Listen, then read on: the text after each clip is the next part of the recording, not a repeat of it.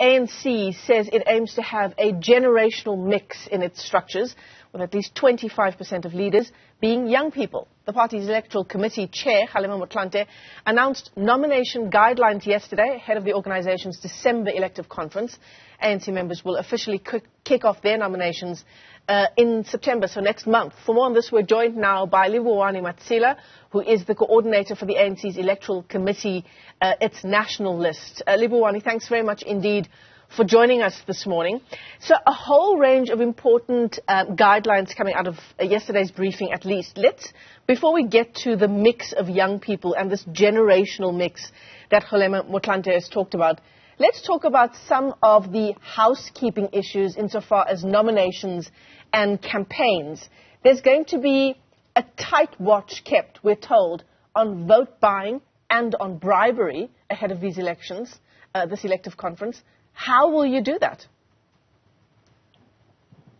The Electoral Committee will ensure that those practices where there are factions and slates as a result of people buying votes and buying others to vote for different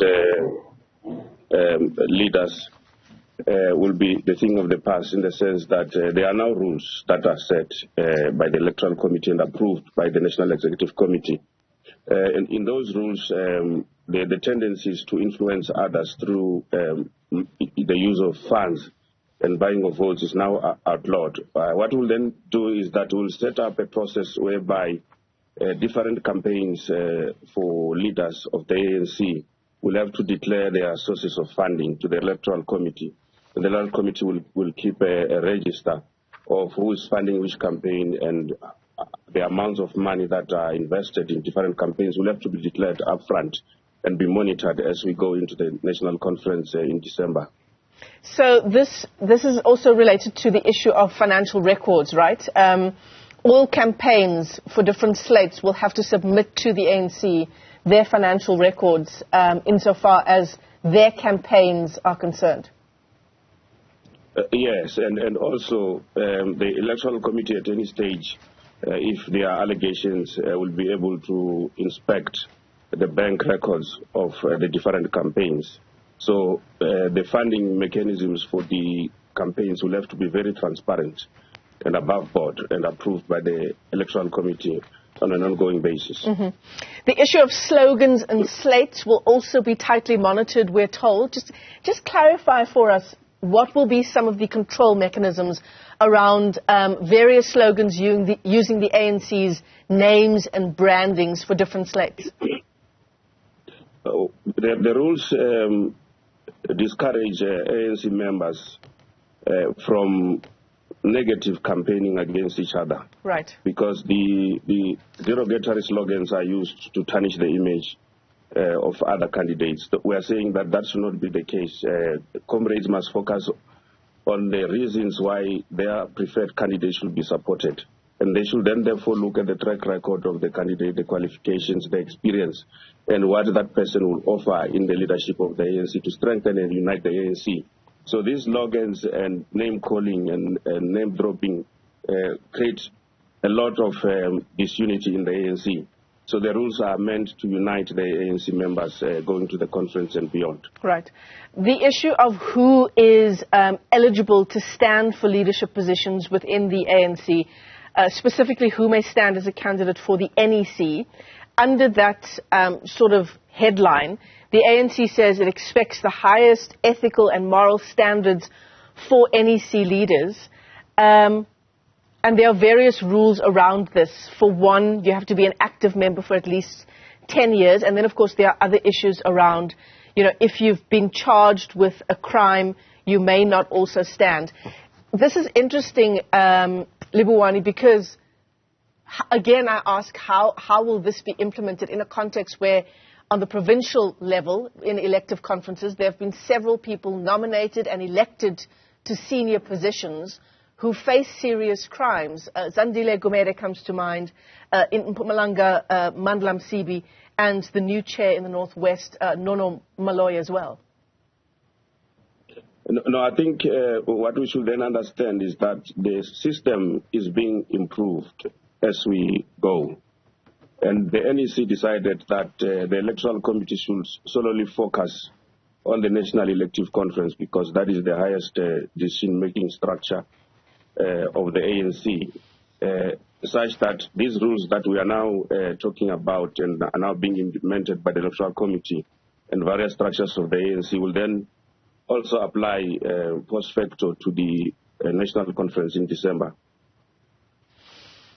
So you're saying it's an ongoing issue of trying to tighten and implement those rules. It's been ongoing for a very, very long time. Yes, that is the principle and the commitment that the ANC took as a matter of resolution during the 54th National Conference in 2017. So all of that will strengthen the ANC as we go forward. All right. Let's move on to the code of conduct going into the elective conference. Failing to obey rules made in terms of the Constitution, and these are very broad, sowing racism, sexism, tribal chauvinism. Those offenders will be facing a disciplinary committee. Again, it's sort of a difficult thing to implement in a context where campaigning is often quite violent in some respects. Violent, I'm saying, in the slogans and the kind of campaign talk that sometimes comes with a particular slate. How are you going to implement this as well? You see, the members of the ANC are responsible for informing the Electoral Committee and raising concerns and lodging complaints regarding such defiant behavior as it occurs. From that point, when we're made aware or when we observe that this behavior or conduct is not in accordance with the rules set, will then intervene and call those that are responsible to order. And if its members who are supporting particular candidates will also, as the Electoral Committee, ask the particular candidates to call their supporters to order in the strongest terms possible. If that does not happen, those who are campaigning may be disqualified from being candidates of the ANC for the conference. Shall we talk about more tangible issues, Livhuwani, this morning? The issue of youth representation in the leadership of the African National Congress. 25% of leaders will be young people. The list increases with up to 40% being women in leadership positions. You know, we were in conversation with the convener of the ANC Youth League just this week, and Kgalema Motlanthe says that what they're actually asking for is minimum 40% youth representation. So this 25% doesn't go far enough. Is it just a start? I mean, is it a springboard into more youth representation in the governing party? Yes, it's a start, and it's also a minimum. The threshold could go up to 40-50%. There is no ceiling really as to the percentage of youth that you could come out with at the national conference.